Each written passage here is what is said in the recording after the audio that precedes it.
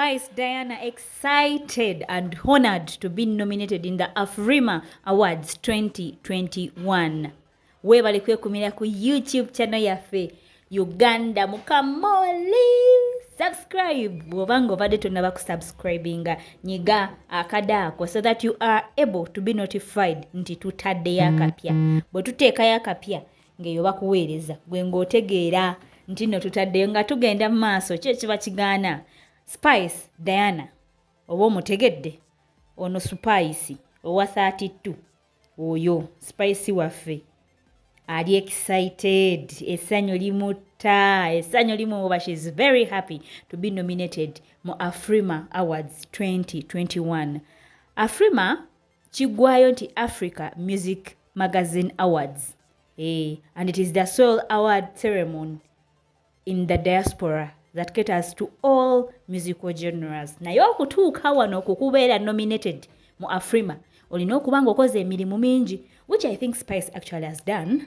Nti bw'otunuulira ku top artists that we have wano mu Uganda, Spice alina okubeerako ku list y'abo abamu ku abo baba basooka. Era nga n'ennyimba ze oziwulira nga zezo akoze n'emirimu mingi to actually earn this. It comes with style, it comes with appearance. Olaba era oba otunulamu alina brands za representing awo era nga akola kinene nnyo omuli n'obuzannyo okwendo singa brands ze azongeramu ekintu n'akiteekamuko ku munnyo kanzaali ka sukaali ne kivaayo bulungi ku bintu byebyo byennyini byabeera alangira. Spice yimusa omutindo gwe, in fact natuka ne ku extent okubanga atambula ne ba bodyguard oli basappe.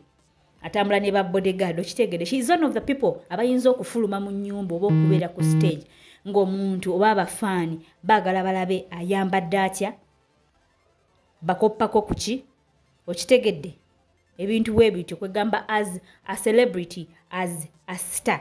Spice anominatingiddwa mu category eya omuyimbi mu East Africa asinze a best female omukyala. Naye category eno tagiriimu yekka, mulimu abantu bangi ab'omu nsi ez'enjawulo. So that is the Tanzania, Kenya, naffe ensi za East Africa. Naye mu category alimu ne Barema, then n'abantu ab'omu nsi ba celebrities abayimbi ba female artists ab'omu nsi endala ng'oggyeko wano ewaffe Uganda. Kati Spice avuddeyo n'akola akatambi n'agamba bannange temumanyi, you guys don't know what this means to me, it means a lot. N'abasaba mugende, ataddeyo linki nti mugende mugoberere linki eyo mumulonde, mukalonde ka Spice kammwe kekamwe bw'ati ataddeyo. But she's so happy and excited.